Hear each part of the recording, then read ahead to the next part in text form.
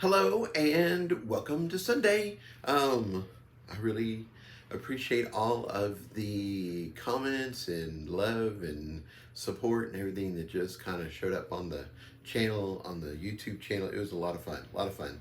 And thank you for everybody over on Facebook also. Okay, so just a small bit of housekeeping at the beginning. So first of all, I meant to post the music link for Peter Hollins and Home Free doing, I still haven't found what I'm looking for, which I'd mentioned in the chapter. So I had not posted that on the YouTube thing, and then realized right in the middle of the week that I'd missed it. So I've added the link now. So if you want to go back and listen to that video, it's a great video. The music is just amazing. So anyway, love it. I'm also going to be doing 2 videos. I read a very interesting article. YouTube always sends out all these things all the time, like, do it this way, do it that way, try this, blah, blah, blah, blah.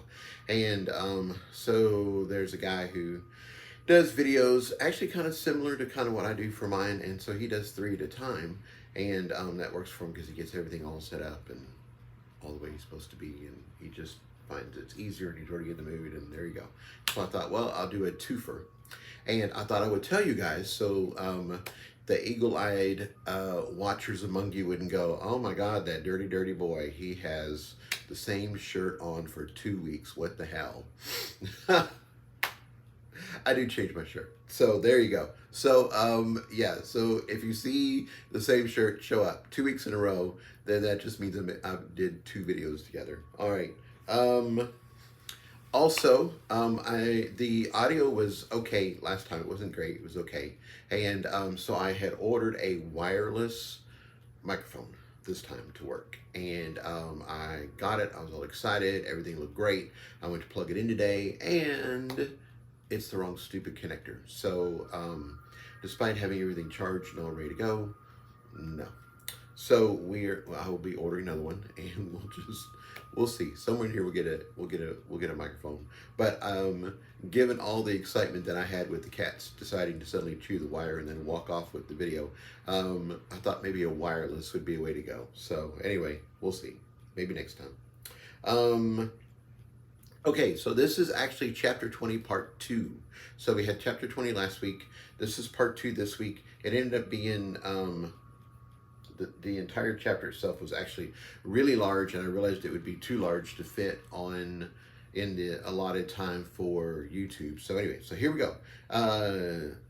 Chapter 20, part 2, and the title is Starting Round 2. Babak Goldtrim was his usual amazing self and got us seated right away. The buffet was already packed out, as all the lower level teams and their supporters were fueling up for the next round. I can't stay long, he said quickly, but I wanted you to know that your interview has been well received.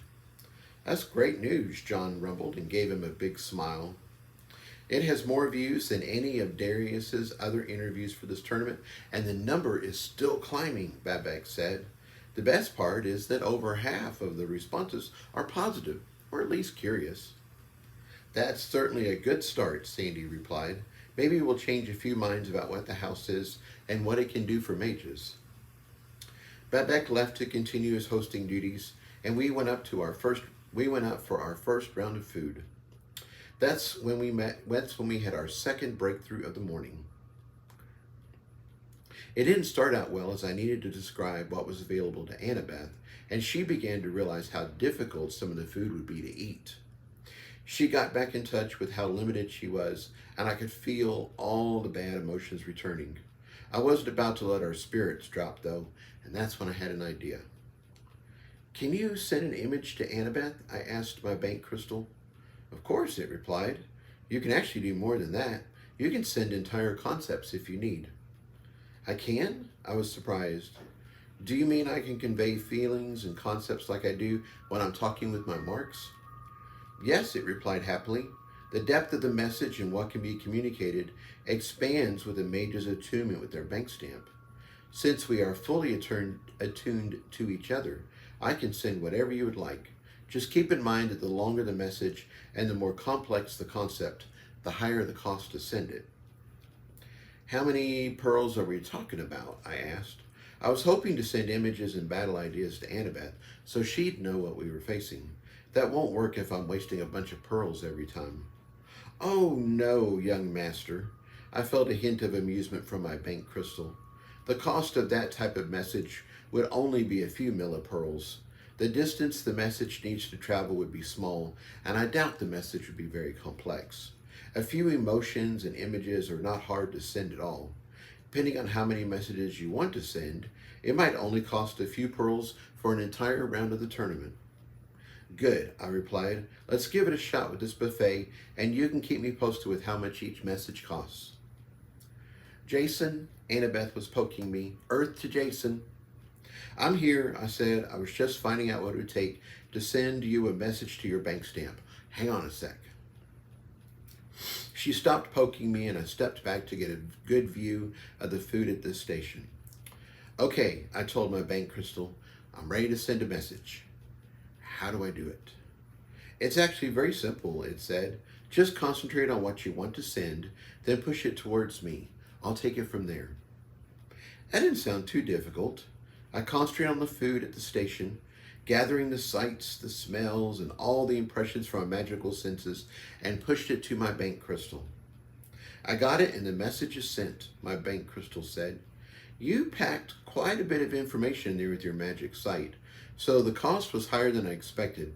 It's still not a lot, though, at 97 millipearls. Thank you very much, I said to my bank crystal. That was more than I expected, at about 10 images a pearl, but it's still well within what I could afford. Oh, I just got a message, Annabeth said excitedly. Now I just have to figure out how to open it. I waited for a minute as she stared off into space. I was about to ask my crystal if there was some way to help her when suddenly she nodded. I got it, she said happily. Then she gasped. Jason? Is this how you see things? She asked. I think so, I replied. I had my bank crystal send the message, so I don't know exactly what you received, but I tried to put everything I sensed in there. My goodness, she breathed. The level of detail is staggering. I can actually see inside the food. She paused. Actually, I can taste it. Jason, this is crazy. Actually, my magic sight is pretty powerful, I said. That's why it took me a while to learn how to use it properly. I had to get used to focusing on the general picture and ignoring everything else. Otherwise, it becomes too overwhelming. No kidding, she said. You've talked about this before, but it all makes sense now. I'm going to have to do some filtering myself. Hang on. It took her a bit longer, but Annabeth quickly learned how to process my message, and she let me know what she wanted from the display. We moved on to the next food station and did it again. This time, though, I didn't hyper-focus on sending everything I sensed. Annabeth found it easier to handle, and the message cost went down to 39 millipearls. I got her food, dropped her off at the table, and went back for a few plates of my own. When I got back to the table, I sent Annabeth images of her plate as she ate, and that helped her a lot with figuring out what she was eating and what she had left. For simple messages like that, I was able to get the cost down to 12 millipearls. Being able to see anything, even if it was through a message, was a huge relief to Annabeth. She kept asking for more images and then feeling bad about asking all the time. I didn't want her to feel that way, so I told my bank crystal to send her what I was seeing every 5 minutes. This was in addition to whatever specific messages I sent. That seemed to work well, as Annabeth could finally relax and know a new image containing the world around her would arrive soon. It was good practice, too, as I got much better at sending simpler messages, and she got much better at receiving them. By the time we went out for our second round of food, we were both a lot more confident, and the trip went smoothly. Even the whole piggyback Annabeth as a backpack was easier. Annabeth hopped on my back and wrapped her legs around me as the rope tied us snugly together. When we returned to the table, the rope returned to its normal length and coiled around Annabeth's waist. Easy peasy. Hey, Talk, Tyler said. What have you heard about the next quest? Talk flew out to the center of the table so he could address everyone. The high-level apparitions seem to think this quest will be underground, he stated. They also think this will be a monster quest. So the goal is to find and kill a monster? Tyler asked. That will be one tough beast. Oh no, Talk waved his hands like he was trying to erase what Tyler had said. The goal is to find and kill as many monsters as you can. I guess the quest type should be called Monsters Quest, but that doesn't exactly roll off the tongue. Tyler nodded like that made a lot more sense as Talk continued. You'll get points for each monster you vanquish, and the points will scale depending on how difficult the monster is to fight. Since there are too many teams still left in the tournament, they are going to expand the time for the quest from 8 hours to 12. That will give the teams more time to go deeper underground and fight the tougher monsters. This is going to last a half a day, John chimed in. Jason, you better take some food with you. I'd suggest you make a bunch of sandwiches, as that will give you both carbs and protein, as well as being easy to eat on the go. We all agreed that would be a good idea, and Sandy and John left the table to get the supplies. They returned with all the fixings, and we made sandwiches while we continued to talk strategy. How is Central Command handling the player versus player aspect of the challenge? Tyler asked. We are speculating that the points for knocking out other players will go up, Talk replied. We don't think it can go too much, or everyone will just ignore the monsters and fight each other. While that would be exciting in its own way, the apparitions are pretty sure the point of this quest is to fight monsters. Of course, we could be completely wrong. This is all guesswork after all. We talked a bit more, but Talk had nothing new to offer. Once the sandwiches were done, I put them one at a time on my hand, and Penny whisked them away to the throne room. She was so organized, placing each one in its own little container and stacking them neatly on a shelf. We thanked Gold Trim, generously tipped our waiter, and headed out. We were running a bit later than the last quest, and we had to wait a bit more as Miss Mountain wasn't available. When she came back from escorting another team, she seemed both happy to see us and surprised by our new piggyback style. We told her about Annabeth losing her vision, and she nodded sagely. Good, she declared. Survive, thrive, adapt. Despite being a woman of few words, she managed to be extremely supportive. The rest of our crew got a firm nod of welcome, except for Tyler. He got a nod and a wink. Clearly, the offer to spend some quality time in her bedroom was still on the table. Like the executioner said, it's time to head out, she announced. John gave her an appreciative nod in honor of her pun as she turned and led us away. Once again, we went through the enormous doors into the luxury area reserved for the premier teams. We were definitely running late, as the first teams were already streaming into the arena. She led us through the fancy waiting rooms and into the service corridor. Last time, we'd gotten nasty looks and dark murmurs, and I thought we'd get more of the same. However, everyone was focused on the line as it started to move, and few teams paid any attention to us. As we got close to the end, we passed the guy who'd been in front of us last time as a team of one. It looked like he was still in the tournament and had moved up a bit. Once again, we were at the very back of the line. I wanted to ask how the queue was organized this time. Maybe by points? But Miss Mountain seemed to be in a hurry. Play hard, play smart.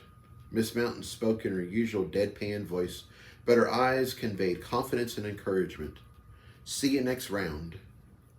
Annabeth and I bowed together, since I was wearing her like a backpack. I'm sure we looked humorous, and Miss Mountain seemed amused as she turned and headed back towards the entrance. I haven't heard from Bermuda, Annabeth said suddenly. Is he with us? I knew where he was, but I checked my throne room anyway. Yep, I replied. He's napping and gathering his strength for later. That sounds like a wise thing to do, Annabeth laughed. I sent a mental tickle to Bermuda to see if he wanted to come out and play for a few minutes. He yawned, stretched, then hopped out and started exploring the hallway. The movement of the line reached us sooner than expected, and Bermuda tapped my leg to show me he wanted to be carried. I think I'm more of a mule than a horse, I grumbled, but it was all in good fun.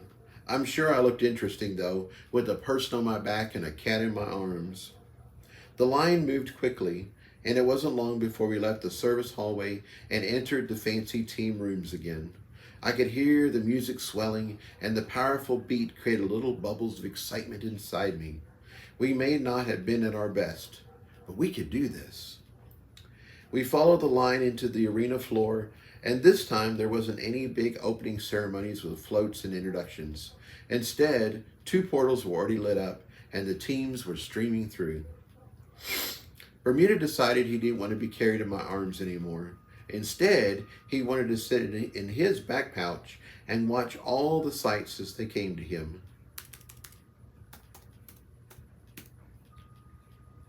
The only problem was that Annabeth was already there. This didn't deter him in the slightest, as he climbed up on my shoulders and wiggled down into the tiny bit of space between my back and Annabeth. I would have sworn there was enough room, but he used the magic that all cats seem to have to make it happen. After he got settled, he looked very satisfied, as only a cat can. Annabeth gave him a kiss, and she looked fairly happy too. She was using her echolocation to look around, and I decreased the interval between images to every minute. I was the mule in this trio, but I was happy. They were both happy. The adventure was almost here, and we were starting in much better spirits than I'd have thought last night. The line snaked around the floor of the arena, but we were moving pretty quickly now. I looked for my crew up in the seats, but the crowd was just too big. The music was excellent, however, and I found myself dancing to the beat. It wasn't much, as I was still getting used to the extra weight of carrying everyone, but it still felt fun to get my groove on. The line got shorter, and soon a portal was right in front of me. I stepped through, expecting to see some sort of cave or underground staging area. Instead, we arrived at the side of the mountain and the same staging area as the first quest. Annabeth! I heard a joyful shout and saw Hank Jr. racing towards us. It seemed like he'd been waiting over at the second portal. Jason, Annabeth, it's good to see you both again. Papa Hank had been waiting at our portal, and he quickly pulled us both aside. I've been thinking about both of you and hoping you were still in the tournament, he said warmly. I know time is short, so you can tell us your story while we're on our way. Follow me. He led us towards the back of the staging area where the mountain's natural terrain began. This time, instead of leading us to the right towards the city, he went left. Hank Jr. quickly caught up, and I almost tripped over as he gave a flying leap to give Annabeth a hug. Clearly, she was still his favorite. Hank, behave, Papa Hank admonished, but Hank Jr. just laughed and held Annabeth's hand as he settled down and walked beside us. Why are you riding Jason's back? Hank Jr. asked Annabeth. I can't see at the moment, she explained, and then she launched into the story of how we completed our first quest, landing in last place and trying to improve her sight. While she did that, I looked around to see what all the other teams were doing. They were streaming down the mountain towards the village and then taking a road away from the city. The air was clear and the sun was bright, so I could see for what seemed like miles. The road followed the base of the mountain for a couple miles before it started winding back up the slope towards an entrance. The entryway into the mountain was a lot more ornate than I thought it would be. It had 2 colossal statues of wise-looking warriors standing guard on either side, and there were lots of Celtic knots worked into the stone. I'm sure they weren't really Celtic knots. We are a long way from Ireland. But that was the only reference I had for what I was seeing. It wasn't at the level of Lord of the Rings. Think Peter Jackson on a budget. But it still looked like a neat fantasy setting. Is that where we're going? I asked, when Annabeth finished catching them up. Not exactly, Papa Hank replied. That's the main entrance to the underground. It's where the guards are located, and once you're inside, there are shops to get food, supplies, and maps. The prices are jacked up, though, and the maps aren't worth the parchment they're drawn on. I know that gateway looks impressive, but you're much better skipping the whole thing and saving your pearls. So, where are we headed? Annabeth asked. We're going to my entrance, Hank Jr. said proudly. Well, I think it's an entrance. I went searching last night and found it. You can tell it goes somewhere because it has an echo. He was so excited he hopped up and down as we walked. It's through a crack and down a hole, but you guys have a rope, so it shouldn't be a problem. I showed it to Papa this morning, and he almost got stuck. You guys shouldn't have any problem, though. You're pretty skinny, even for old people. Why, thank you, Annabeth beamed. I haven't been called skinny in a very long time. I gave her a leg a pat to congratulate on being called skinny, but I was slightly offended at being called old. I would have said something, but I was concentrating on where I was placing my feet. Any semblance to a path had disappeared, and we were now winding through the rocks and scrub. It wasn't easy, especially since I was top-heavy, but I was able to keep up with Ank's quick pace. The footwear on my new super suit was doing fantastic. My bank crystal had taken care of switching it to the mountain wear, and the boots felt comfortable and secure. This trip was already so much better than our last trek when I had been wearing sneakers. Ank's entrance is a bit of a gamble, Papa Ank admitted as he got us back on track. We haven't explored it, so we don't know for sure that it comes out in a safe place or how it connects to the main cave system. I think it's a good risk, though, as this mountain is riddled with tunnels, and they all seem to connect in some way. If you'd rather not chance it, there is a bigger entrance, but it's much closer to the main one. We'll still save some time on travel, but not a lot. Plus, you'll be much closer to all the other adventures, and the lead teams will have already taken out the easy monsters. Your chance of meeting a premier team or a tough monster and getting wiped out will be much higher. It sounds like you really thought about this, Annabeth said. I've been concerned about how we're going to deal with the other teams. Me too, I agreed. I've been afraid some of the other groups will team up and ambush all the teams at the back of the line. We have to be at least as we have to be worth at least as many points as a monster, especially since Central Command is trying to narrow down the number of teams left in the tournament. I wouldn't know about that, Papa Ank said, shaking his head. I can give you the welcome packet for this quest, however. It's pretty big, and it might have what you're looking for in there. He stopped and tapped stamps with both of us before continuing on. I was still concentrating on walking, so I asked my bank crystal for a quick summary. It seems like the overall goal for this quest is to kill red-eyed monsters, or kill red-eyed creatures. There's a lot of story in this packet explaining why, but condensing it down, it seems like some of the native underground creatures are going rabid. They don't actually use that word, but the idea is the same. But the idea is the same, and it's something you'll understand. It seems like this mad monster disease has been around for a long time, but it's only just now getting out of control. It has upset the natural balance of life in the underground, and the king is concerned that rabid creatures will escape above ground and spread the disease up here as well. Annabeth had asked Papa Ank about the packet, and now he was giving her a summary as well. I tried to listen to both conversations, but it was too much, and instead just focused on my bank crystal. It seemed to summarize the information better. In addition to the background for the quest, the packet also lists the points they've assigned to all the monsters we might run into. The list is extensive and runs all the way from 1/10 of a point for a large insect all the way up to hundreds of points for some particularly dangerous creatures. That's good to know, I replied. We are probably looking for something in the middle of this range. Crushing a bunch of low-point insects sounds nasty, and high-level monsters might have a good chance of injuring us. Depending on what we run into underground, we may not have much of a choice, but keep me posted on potential points as we move along. Of course, my bank crystal said smoothly. I'd also like to point out that there's an entire section that isn't related to creatures. Instead, it looks like we can gain points by gathering rare plants or minerals. I think this could be worth our time, as some of these things give even more points than monsters. It started sharing images with me at high speed. There were all the usual things like precious gems and types of ore, but it also included stuff like glowing blue mushrooms, seaweed that waved gently in the air, and all different colors of crystals.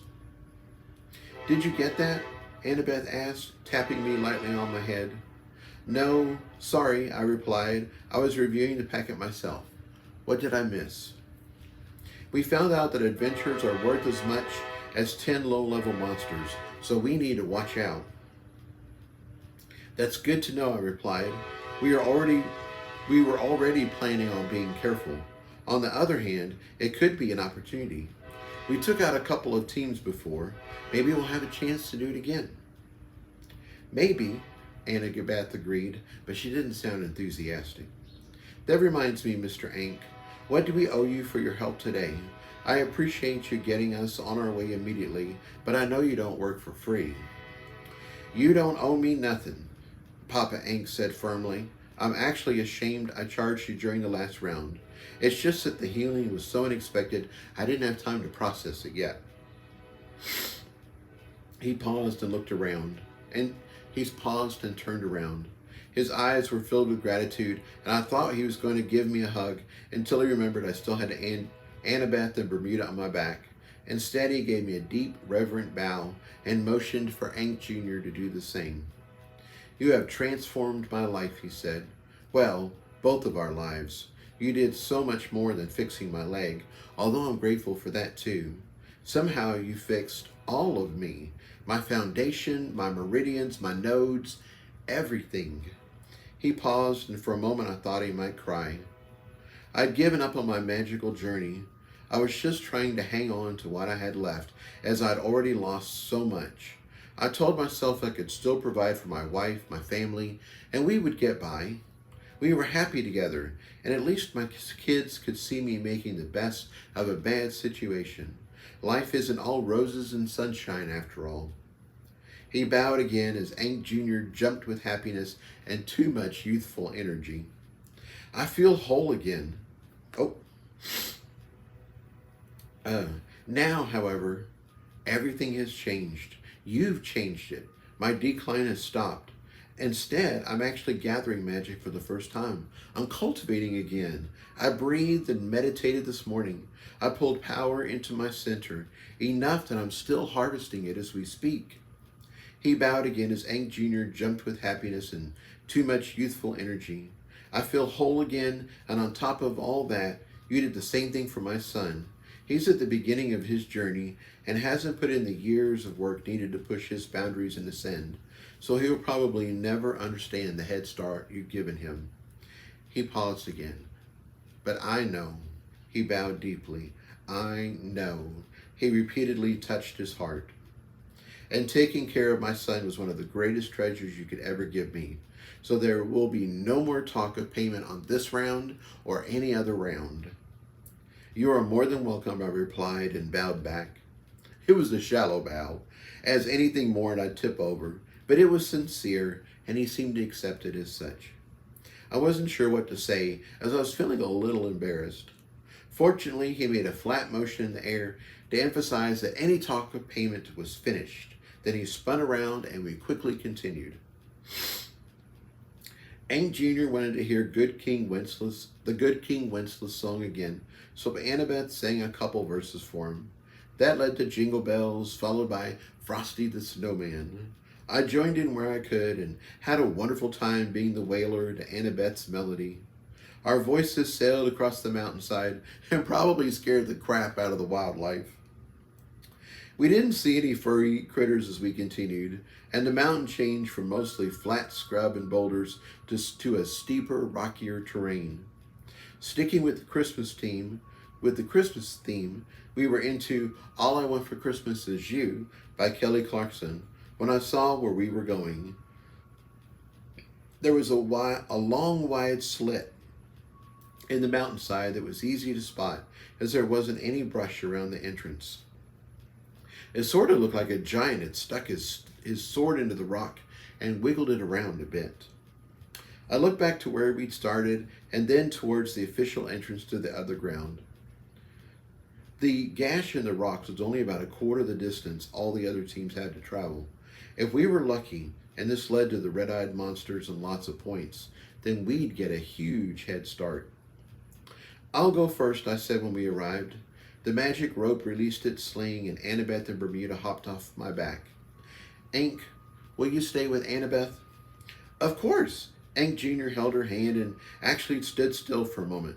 Then he started swinging his arms, and Annabeth laughed and started swinging with him. Ank Jr. was always on the move, and he was so playful it was hard not to join in. I was happy he was here to keep Annabeth occupied. I'd continue to send Annabeth image messages so she wouldn't feel disoriented.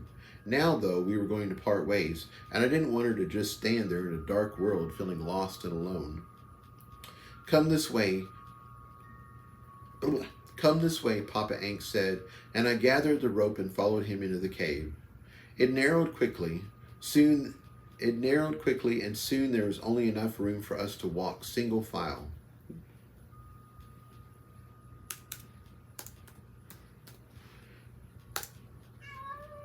I went first, and the walls closed in even more, enough so I had to turn sideways. That's when the floor dropped, and the hole started. Tie the rope around your waist, Papa Ank instructed. I'll tie the other end around mine. Like I said, we don't know where this hole ends, so I'll lower you both down cautiously, and we'll see how it goes. If we run out of rope before you reach the bottom, I'll pull you back up so we can discuss what we want to do then. That sounds good, I replied. Annabeth could have made the rope loop and tie itself, but I didn't have that sort of connection with the magical artifact. I could tell it had power, but I couldn't command it like she could. So I did it the old-fashioned way and started tying the rope around my waist. I was surprised to feel my hands shaking. Actually, I was shaking. Give me a moment, I requested. Papa Ank nodded and stepped back. I pressed my hands against the cool stone and took several deep breaths. Being underground again and in such a tight space was getting to me. Now I was getting ready to go into a dark hole in the ground. The earth would be all around me. I was getting ready to be buried alive again, just like in Carl's lair, where I'd been buried in stone. The walls moved in closer, and the stone pressed down on me. I felt the mountain give an evil chuckle as the mouth of the cave closed. In moments it would chew me up and swallow me whole. I'd slide down its throat into oblivion and never be heard from again. Stop, I commanded myself angrily. Just stop. I took more deep breaths and grabbed a hold of my imagination. There is no need to panic. This is not Carl's cave, and I'm not going to be eaten. I pushed my hands against the wall in front of me while pressing my back against the stone behind. I grounded myself in my sense of touch. I felt the power in my body and the space I had around me. I was not helpless. This space is dark, but I can see, I declared, as I closed my eyes and let my magic sight take over. That was so much better, as I could see the wide entrance behind me and the hole in front of me. I knew exactly how wide it was and how steep it sloped downward. There was a surprising amount of room in the passage, so I would not get stuck. At least, not at the part I could see. Furthermore, I continued my mental pep talk, this mountain is your friend. You sung to this mountain on your last visit, and it sang back. It's made of stone, part of the deep earth, and you bear its mark. You are part of the deep earth. You didn't plan on being buried in stone before, but you made it your home, and you can do it again. I touched my mark of the deep earth and then looked again at the stone around me. It took a minute, as the mark was still digesting the cord it had eaten, but soon I felt life in the mountain rock. The minerals spoke in slow tones to their neighbors, and I saw the swirl of their colored energies. The mountain opened up to my sight, like I was in space. I was a cosmic being, and galaxies and nebula floated around me. I took in the beauty and finally relaxed. I wasn't being buried alive, Instead, I was going to be traipsing through a fairy tale wonderland. Well, it wasn't quite that perfect, but at least I wasn't scared anymore. Ready, Papa Ank? I asked Papa Ank. I'm as ready as you are, he replied cheerfully. Here goes, I replied, and braced myself as I stepped into the hole. For the first few feet, I relied on the rope and Papa Ank to keep me from falling. Then I realized the hole was more like a chimney, and it was the perfect size for me to brace myself with my hands and feet and walk down on my own. I pushed my back against the wall behind me and anchored myself with my hands and feet on the wall in front of me to get some tension, and just started stepping down the chimney. It felt like I was in a Jackie Chan movie, and it was much nicer being in control of my descent. Are you doing okay? I heard Papa Ank call. I started to reply when his words echoed back from below. According to him, the echo was a good sign. Hopefully we weren't doing all of this for nothing. I'm doing fine, I called back. Then my magic sight saw the end of the tunnel. It opened up into empty space, like the hole was ending in a ceiling. I started feeling nervous again, as I had no idea what was below. It could be the top of a massive underground lake, or it might open into a massive cavern hundreds of feet tall. We didn't have anywhere near enough rope for something like that. I kept climbing down, and my magic sight continued to give me more information. I could see all around me in a 20-foot radius, which felt like a lot of visibility at the moment. It was certainly better than natural sight, that was for sure. I realized the ceiling below me was rounded on two sides and opened on two ends. It seemed more like a tunnel than a cavern.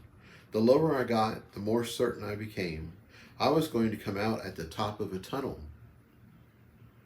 Despite how it seemed, I gave a sigh of relief when I spotted the ground. It was a tunnel, and it seemed fairly dry and safe. It definitely wasn't natural, though. I've seen pictures of caves, and they usually have stalactites growing from the ceiling and stalagmites growing from the floor. This tunnel had none of that. It was mostly smooth and straight, like it had been bored out by a machine. I hollered up to Papa Ank to let him know what I was seeing, and this entrance was probably a success.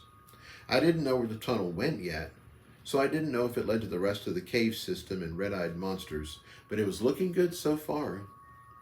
I got to the end of the hole and the top of the tunnel, and I let Papa Ank know he'd have to lower me down the rest of the way on his own. He quickly signaled he was ready. I cautiously put my weight back on the rope and released my footing on the hole. It was a good thing I didn't have that much farther to go, as there couldn't be that much rope remaining. My feet went through the opening and then my waist. To my surprise, I realized the tunnel was lit. The light was extremely dim and very green, but it was light. Papa Ank kept lowering, and my head popped out of the tunnel, and I finally laid eyes on where I was going.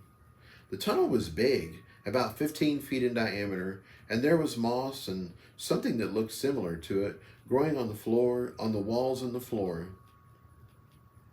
The moss contained these round stems, like sprinkles of flowers, that were growing a green color.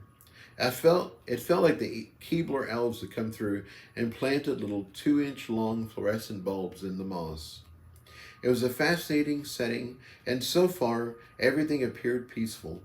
I didn't see any monsters, red-eyed or otherwise. I touched the ceiling to rotate my view when the ceiling came alive and powerful mandibles bit down on my left arm. And here ends our reading. See you guys next week.